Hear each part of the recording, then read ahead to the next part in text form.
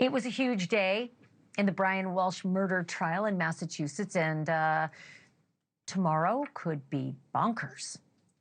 Today, the prosecution rested, and though Ana Walshe's body has never been found, her cause of death still a mystery. The judge denied a routine defense attempt to dismiss the case.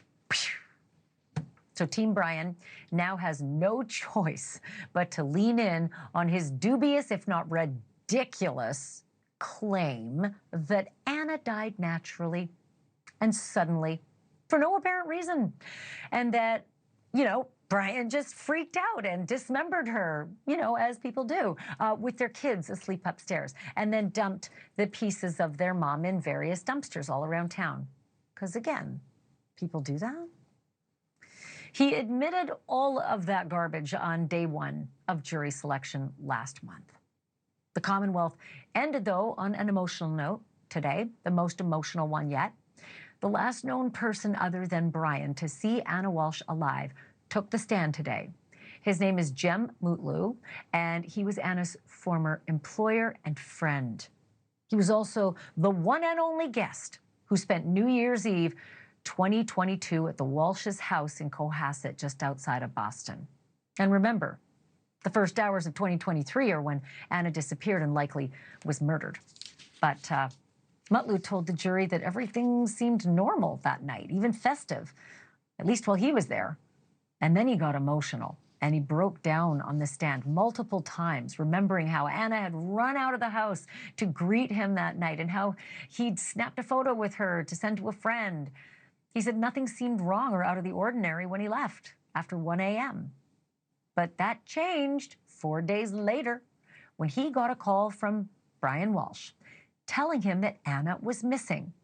Here is what Mutlu had to say about that. I said, listen, did you guys have an argument or something? Did you have a fight? And what was his response to that statement, sir? His response was, I do remember this vividly as well. His response was, no, did it look like we had an argument? You were there. And what did you say to that?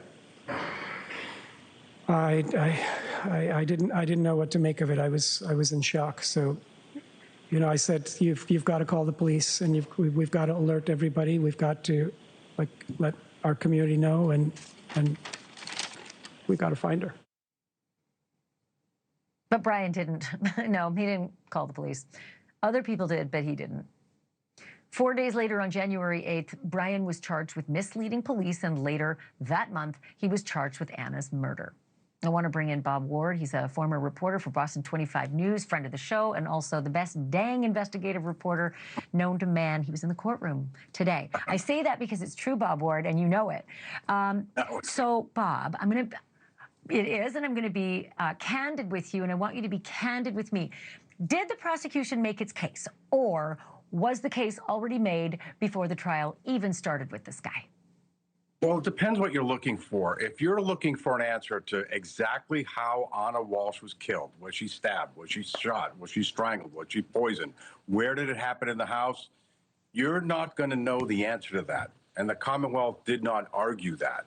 But if you're someone who can put together the entire picture, the entire enormity of what happened in that house in Cohasset, Massachusetts, then it seems to me that the prosecution has made its case. And the judge today said, at least, the very least, and she was asked about a directed verdict, she said, I have to look at this in the most favorable light to the prosecution under the rules, but the jury is going to decide this. I'm not going to decide this. So we'll find out.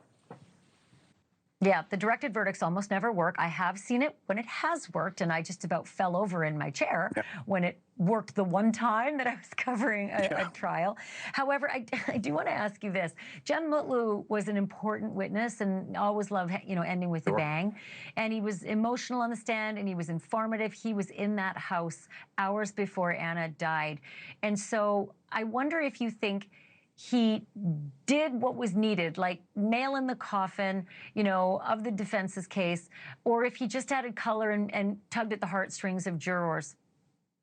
Yeah, I think a little bit of B. He had a little bit of trouble on the stand because he wanted to say, and he did say, but it was objected to and stricken from the record maybe about a dozen times. He wanted to say that in a phone call a couple of days before New Year's, that Ana had been talking to him, and he got the impression that they were having marital problems.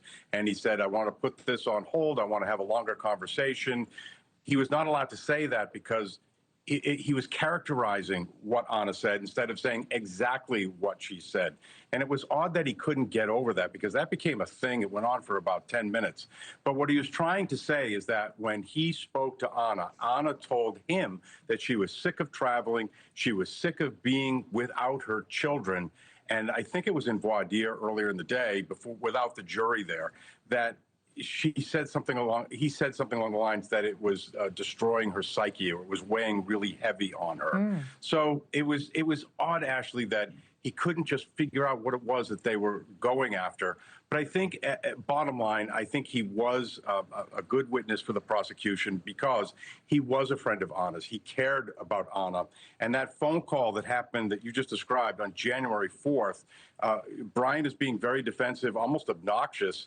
And don't forget, that is the day, January 4th is the day that Ana Walshe was reported missing. And he's having that kind of reaction as he's talking to Jeb. Okay, well, mark your calendar for the end of the defense case because I can't wait to hear that one. I don't even know what kind of witness you bring up to say I chopped up mommy while kids are sleeping upstairs because I don't know. I was worried she died beside me in bed. It's just, the whole thing's preposterous. And we're wondering if Brian is going to, we're wondering if Brian, is Brian going to take the stand? That's our question. That we're all wondering that. Oh, please, dear God, yes. Just let's pray to the heavens above that happens. Santa, it's all I want, other than Bob Ward as a regular guest. Thank you for this. Thank you for watching. Subscribe below and download our NewsNation app right now on your phone, and you will get fact-based, unbiased news for all Americans.